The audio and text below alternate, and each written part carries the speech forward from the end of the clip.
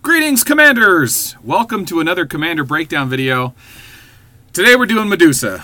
Oh boy, we've been waiting to do Medusa a long time. And the reason is because Medusa is probably the best starting commander in the game. She's absolutely amazing.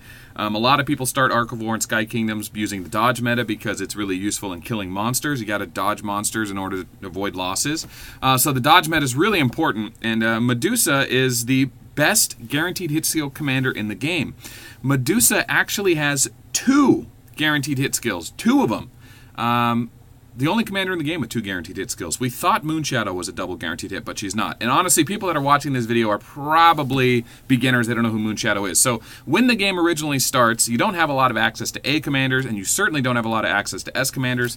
Those better commanders don't show up for 6 months, a year sometimes, and you're left with only a handful of commanders to choose from. And Medusa is a natural B commander that starts when the game starts, and she has a typical 20 and 40% skill. The difference is, with her guaranteed hit, unlike, I don't know, God, who are the most common guaranteed hit skill commanders?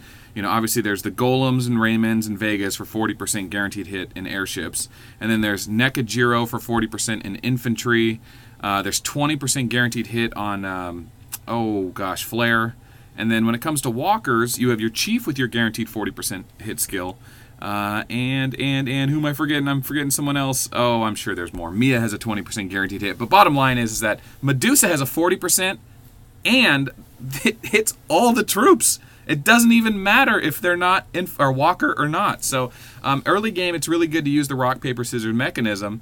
And what you can do is you can go walker troops in the front, airships or infantry in the back. Now, once you get mastery and other researches, it doesn't make a lot of sense to do that troop mix-up. But early game, for the first, couple million power, this is a very effective commander for guaranteed hit. Because even with just tier 2, she's going to be potent against everyone. And if you know that you're going against an airship commander and you're a walker commander, just do walker in the front, because they're weak to your enemy, they're weak to airships, and then do infantry in the back, and you'll get that guaranteed hit skill from sonar triggering them. And of course these stack and overlap, and it also increases your crit chance. Now, I don't really consider that a big deal. You definitely should have at least 100% crit. Try to get your crit maxed out. But early game, which is this commander is, she's going to really benefit from that guarantee or from that bonus crit. So that's a little useful. And of course, her 20% skill is a just standard 20% guaranteed hit, and damage increases. This is what we want in a guaranteed hit skill. It's not as good as a Golem's Crush. The damage, it's a damage increase, not an attack increase. There's a multiplier difference there, but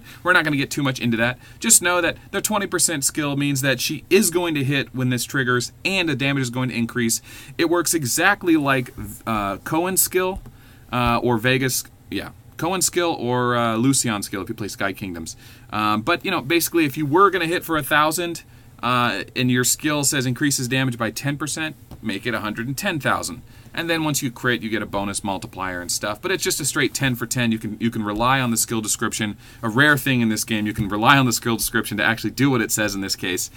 So for Medusa's replay, I just want to show a quick replay of how that works, because a lot of people don't remember that 40% guaranteed hit does hit all your troops, which is very nice. So in this replay, if it ever loads, we're going to go ahead and show that we have walkers in the front, airships in the back, and she's just a really powerful commander.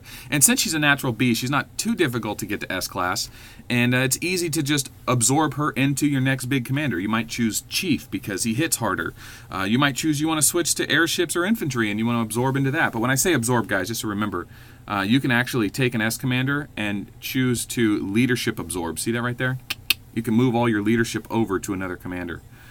So, usually you'll want to do that by the time you hit 2 or 3 million power, once you are more settled in with what troop type you want to do and where you want to go from there. So here's the replay I'm talking about. We're just going to show off sonar, and yeah, so we got a little tier 5 in the front. Not too worried about awakening. It's pretty standard awakening. So here's the first sonar. Notice how there's green up arrows on everything?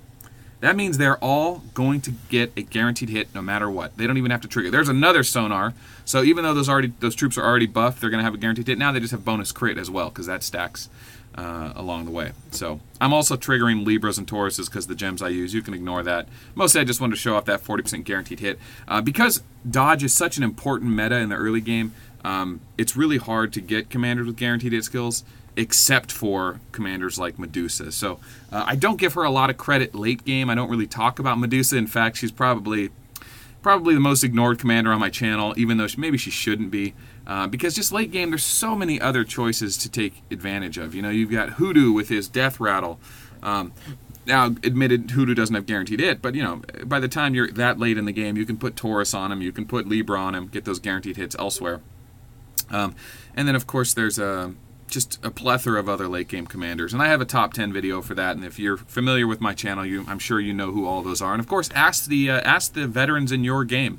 Ask them for their opinion, you know. My opinion's not the end-all, be-all. Mine's just another opinion, which is kind of why we started this channel in the first place, just to give people more, you know, concepts to bounce around in their mind, a little brainstorming to do with someone else, and yeah, so I hope that video helped you. I hope you're still not maining Medusa if you have over 10 million power, and if you are, it's time to move on. I'm not a big fan of accuracy gear in general.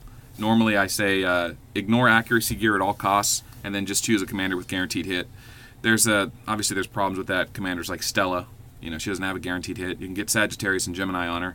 But a little extra accuracy and like Eye of Abyss and Skywalker weapons probably will help her out a little more than just pure damage gears like Titans and Apocalyptors and Devastation Helms. And so those are things to think about. But that's more of a veteran or late game video. This is more for beginners, or just a reminder to the veterans of who Medusa is, and she still has a place to play in the game, and she can really nullify somebody's pure dodge gear build when they're trying to just avoid you at all costs, because dodge is not defense and HP, and when you stack pure dodge gear, you really do weaken yourself substantially. You know, having an extra 200 or 300% HP and defense makes your troops last 2 or 3 times as long, which lets them deal more and more damage because they more survive.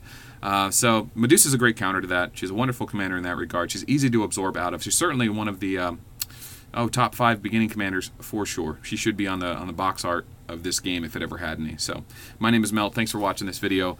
We'll see you on the next one. Don't forget to share this channel with your guildmates if they like Ark of War. They should be on the line community. You guys should have an Ark of War guild chat in the line app. You can add me in the description below, or any other moderator. They'll invite you to the community chats, the inner server chats, the black market trading chats, the off-topic chats, the merge chats. Oh, we got so many line channels. Also, there's a Discord and a Reddit community to get involved with. So hopefully you're already a part of that. If not, take the jump, check the description below, join our community, and we look forward to hearing from you. All right, that's it. Peace is bad for business.